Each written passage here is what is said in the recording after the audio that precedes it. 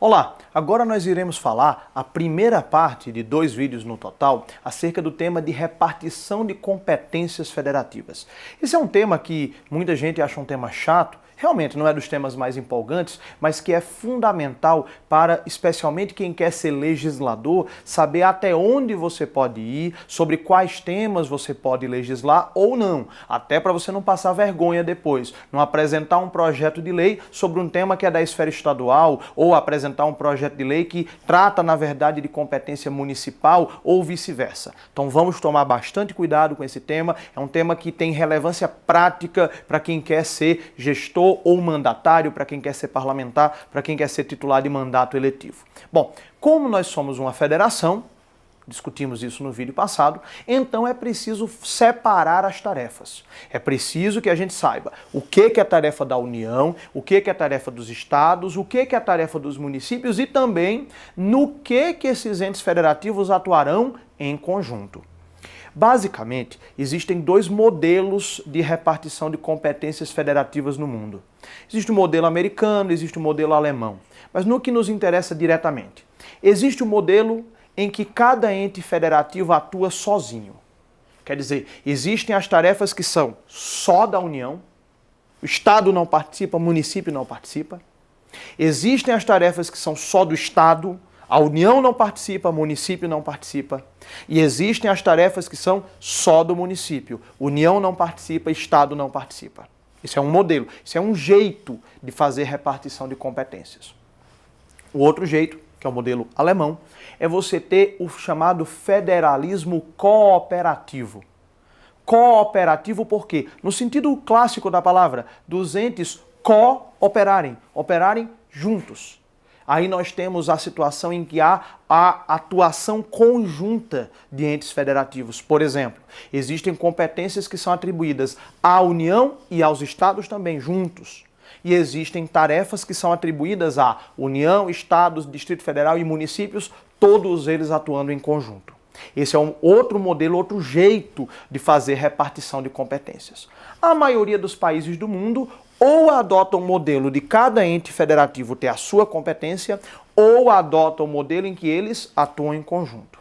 O Brasil, na sua crônica em decisão, resolveu adotar os 2 modelos. Então, no Brasil, nós temos algumas tarefas que são de cada ente federativo sozinho, e existem tarefas que são dos entes federativos atuando em conjunto. A gente vai, nesse primeiro vídeo, falar das competências que são isoladamente de cada ente federativo. Aí, no segundo vídeo de repartição de competências, nós falaremos do federalismo cooperativo. Tá ok? Então, vamos lá. Atribuições de cada ente federativo sozinho. Como é que se dá essa distribuição de tarefas? A Constituição Federal, especialmente nos artigos 21 e 22, ela diz o que é competência só da União.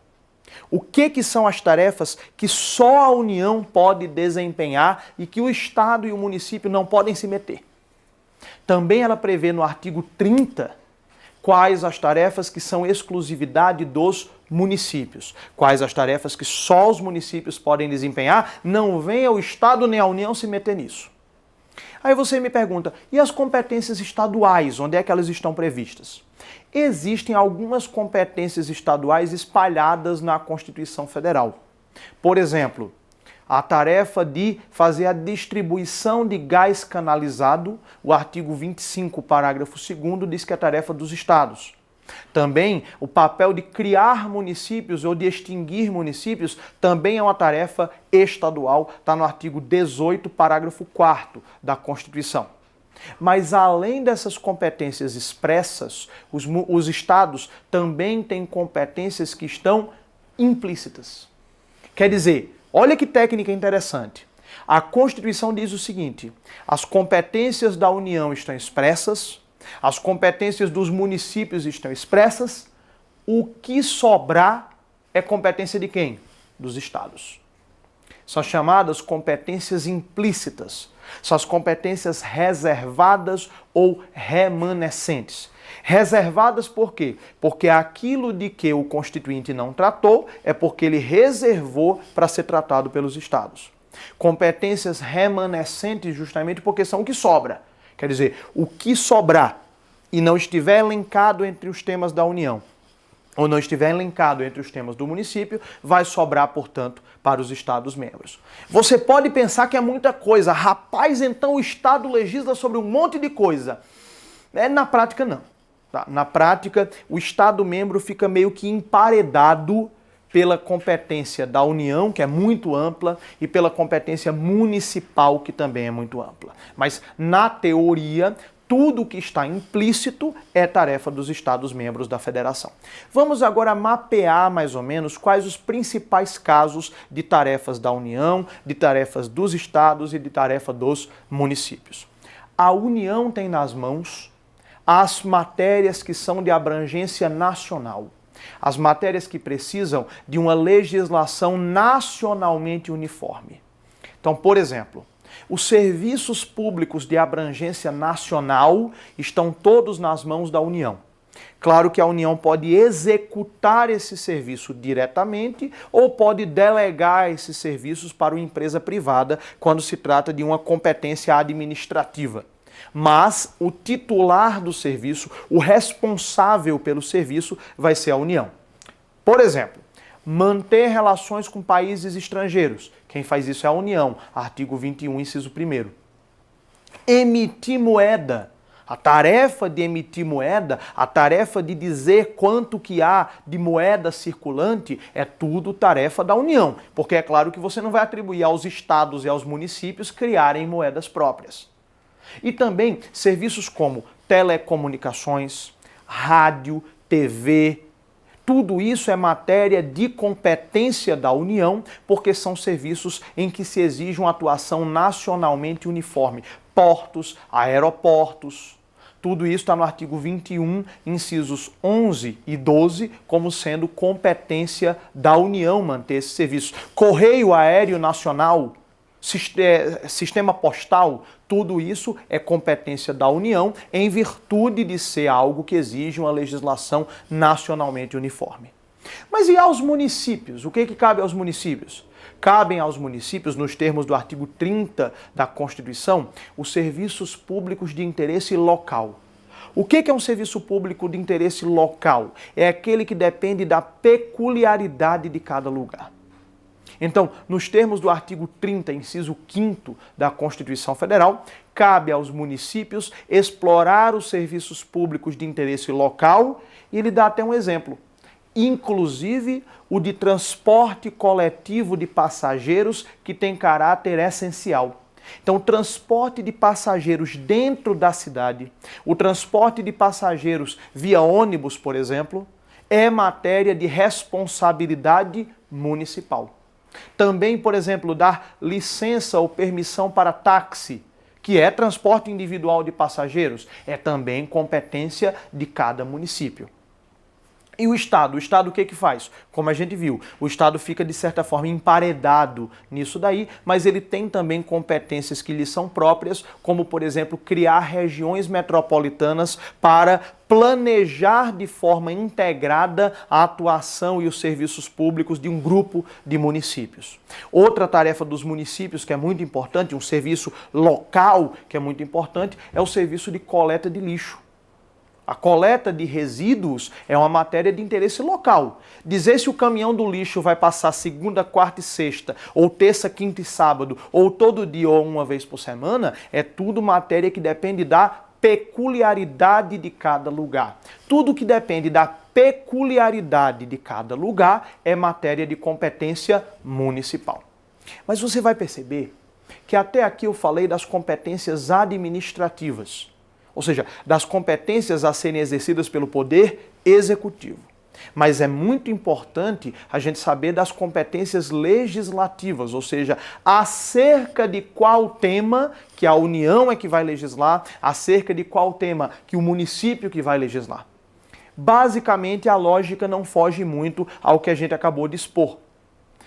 Estão nas mãos da União os ramos do direito, ou seja, os temas legislativos que exigem um tratamento nacionalmente uniforme. Então, por exemplo, se você for consultar no artigo 22, inciso 1º da Constituição Federal, você vai ver que o artigo 22 diz assim: compete privativamente à União legislar sobre, aí vem inciso primeiro, direito civil, direito penal, comercial, empresarial, eleitoral, marítimo, agrário, aeronáutico, espacial e direito do trabalho. O que tem de comum entre esses temas da legislação para que todos eles estejam obrigatoriamente na mão da União? O fato de que se exige uma legislação nacionalmente unificada. Veja, por exemplo, o direito civil. Ora, direito civil é um mundo. Direito civil abrange, por exemplo, questões como personalidade, questões como maioridade. Imagine o que seria se cada estado da federação estabelecesse a sua regra de maioridade civil. Então, o Constituinte entendeu que não. O Constituinte entendeu que isso precisava estar tratado numa lei federal, numa lei de abrangência nacional, ou seja, precisava estar tratado numa lei emanada e oriunda da União. Direito penal. Se você for olhar, por exemplo, nos Estados Unidos da América, cada estado membro legisla sobre direito penal. Isso dá uma série de problemas, porque de um lado da ponte é outro estado, ali aquela conduta não é crime. Desse lado da ponte a conduta é crime punida com pena de morte. Então, quer dizer, isso o Constituinte brasileiro entendeu que a tarefa de legislar sobre direito penal deveria estar nas mãos da União. E não só direito penal, questões como direito eleitoral. Você já imaginou se cada estado membro da federação pudesse fazer o seu próprio código eleitoral? Rapaz, a tendência disso não dar muito certo é muito grande. Então, por isso que direito eleitoral, direito processual, as regras de ação, de poder judiciário, todas essas estão nas mãos da União. Direito empresarial. Ora, como é que funcionaria uma empresa que tem filiais em vários estados da federação se em cada estado da federação a regra fosse diferenciada? Então, por isso que direito empresarial é matéria de competência privativa da União. Outro exemplo, esse daqui é fundamental. Trânsito e transporte. As regras de trânsito, quem dita é a União. Todas as vezes que um Estado-membro tenta se meter em matéria de trânsito, o Supremo Tribunal Federal corta as asas e o Supremo Tribunal Federal diz não. Só quem pode legislar sobre trânsito é a União. Então a gente vai ter, por exemplo, regras como o que é infração de trânsito, qual o valor das multas de trânsito, como as multas de trânsito são cobradas, quais os equipamentos de segurança que são obrigatórios em veículos, tudo isso é matéria de competência legislativa privativa da União. Sistemas de consórcios e sorteios. Muitos estados da federação fizeram leis permitindo e legalizando bingo. O Supremo disse não. O Supremo editou, inclusive, uma súmula vinculante, a súmula vinculante número 2, dizendo, olha, é inconstitucional qualquer lei estadual, distrital ou municipal que trate de consórcios e sorteios ou bingos e loterias, porque o artigo 22, inciso 20 da Constituição Federal diz que isso é matéria de competência legislativa privativa da União. Agora tem mais duas coisas rápidas para eu tratar com você. Primeiro, as competências legislativas da União, que estão no artigo 22, a União, se quiser, a União, se achar conveniente e oportuno, ela pode delegar essas competências ou parte dessas competências para os estados legislarem. Isso está dito no artigo 22, parágrafo único da Constituição Federal. O artigo 22, parágrafo único diz assim: lei complementar da União, veja, não pode ser uma lei qualquer, tem que ser uma lei complementar, que é aquela aprovada por um quórum diferenciado, aprovada por maioria absoluta. Lei complementar da União poderá, é uma faculdade, é uma possibilidade, poderá autorizar os estados a legislarem sobre questões específicas das matérias do artigo 22. Então, por exemplo, o direito do trabalho. A legislação sobre direito do trabalho tem que ser federal, tem que ser nacionalmente uniforme. Mas a União, se quiser, pode autorizar os estados a legislarem sobre pontos específicos da matéria de direito do trabalho. Então, existe essa possibilidade, mas tome cuidado. O Estado só pode legislar nas matérias do artigo 22, nas matérias de competência privativa da União, se a União autorizar expressamente, editando uma lei complementar, dizendo os estados ficam autorizados a legislar sobre essa matéria. E tem mais uma dica que eu tenho para você acerca dessa matéria de repartição de competências. Dê uma lida, especialmente no artigo 22 da Constituição, que trata das matérias de competência legislativa privativa da União. E se você tiver alguma dúvida, vou te dar uma dica preciosa. Vá lá no site do Supremo Tribunal Federal, stf.jus.br. Você vai no link na aba Publicações, tem lá a opção Legislação Anotada. E lá tem um documento fundamental chamado A Constituição e o Supremo. O que é esse documento? É o texto da Constituição Federal comentado com julgados do próprio STF. Então, o próprio Supremo Tribunal Federal, o corpo de assessoria do STF, pega os julgados principais do Supremo e coloca organizando pelos artigos da Constituição.